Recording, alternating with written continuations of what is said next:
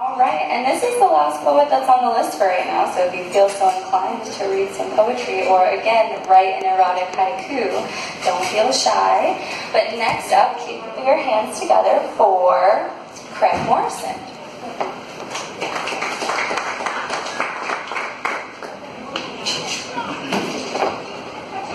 That's really funny, actually. Because if you keep your hands together, then you can't clap.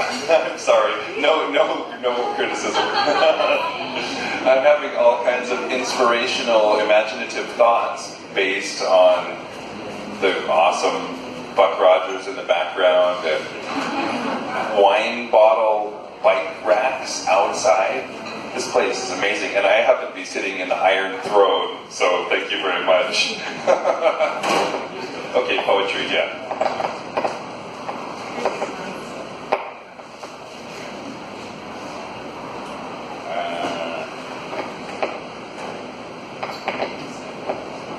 I wouldn't have said anything but the poetry, except that was awesome.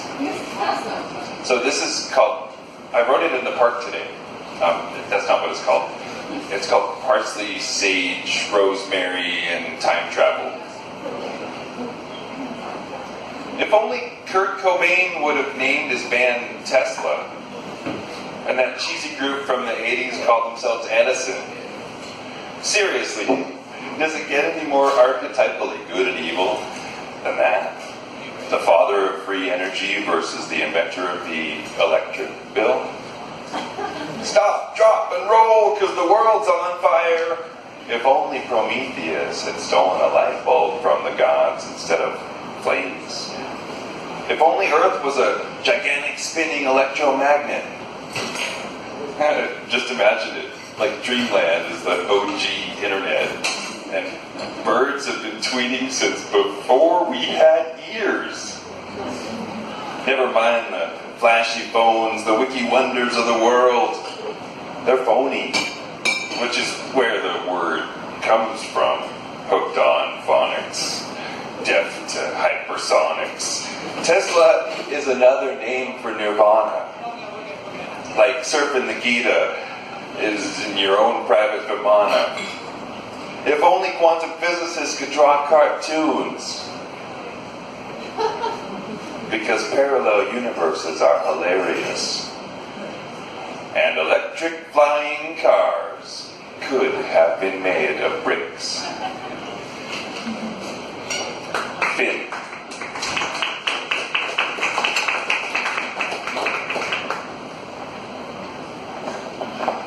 In order to avoid any criticism, I usually say something, disclaimer, like the stuff I write is not necessarily to be construed as poetry. It's just words. You're a poet. I'm a meat packet that happens to think some thoughts, and I don't know. I went to a doctor this year and they told me that I have a thing in my brain. So I decided to finally write a poem about it instead of just assume that you guys can read my mind. It's called Normal's Like a Box of Chocolates. Alternate version, Forrest Gump.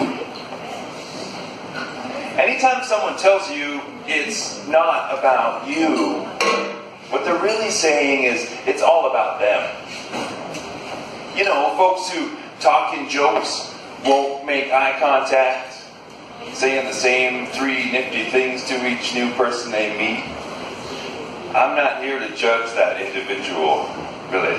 They do that all by themselves.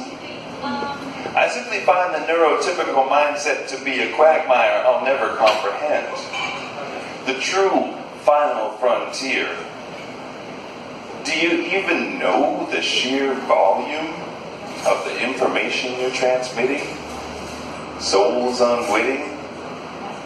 But this auctioneer is doing his own bidding. See, I have a unique condition, an unstoppable disorder, and it's not about love. It's about the one place you never think to look, the one place where real dark matter lives. and that's inside of our skulls. Put that where the sun don't shine, and you may begin to see what I see. If not, how I see. Like, if your eyes enchant me, I will never recall your name. Loud noises are pure emotion, and pretense is my only shame. Honestly, I don't even know how I make it through most days. I mean, I've never been suicidal, but life could end in so many ways.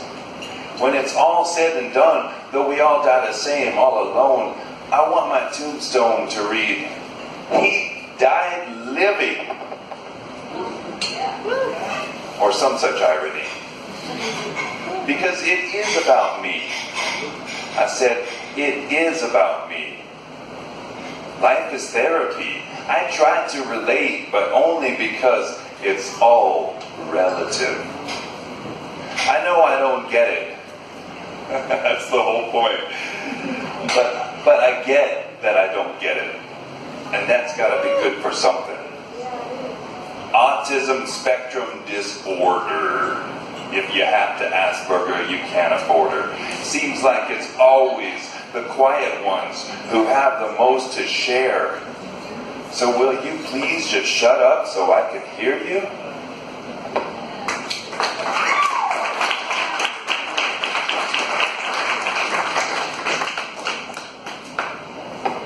Oh, this is fun. I'll just go back. This is kind of a happy response to the police, the band, the police singing "Message in a Bottle." I was just listening to music doing art the other day, and I was just like, wait a second, Sting, I got something to say. So basically, what a metaphor. Sting is sitting on his deserted island across time and space waiting for his rescue. He sends out his SOS and gets 100 million bottles washed upon his shore. He never does anything but imply that they all contain notes of their own. Now, 40-odd years later, the song introduces new layers of irony as culture catches up to our consumerism. Maybe he really said 100 billion bottles. I was being generous before. But the message isn't just in the bottle, Sting. The message is the bottle. Think about it. All you lonely castaways tossing your plastic into the ocean. Well, that shit adds up. Let me tell you. We got great garbage patches now, floating trash zones twice the size of Texas. How you like that message? It's bobbing right next to the bottle about Nestle draining the Great Lakes dry. But don't worry, that bottle disintegrated into hundreds of thousands of tiny bits. Fish food for a whole new plastic ecosystem. Ouch, that stings. Couldn't you just send an email? I mean, how do you spread the word if what carries the word is worse than the news it contains? Please don't mistake this for a poetic public service announcement about recycling. Pardon my language. But true recycling is using bottles as bricks in your Earth ship, or never needing them in the first place. We better think up something fast, because I feel like every time Sting sings that song, another 100 billion bottles wash up on our shore. I keep hoping that someone gets this SOS to the world. From the world. To the world. The message is the bottle. Thanks. This place is awesome. You guys gotta come back and tell your friends.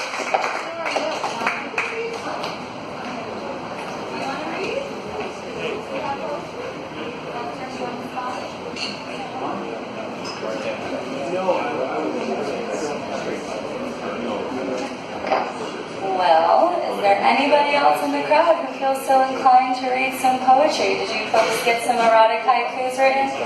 No? You didn't get any? Still work in progress?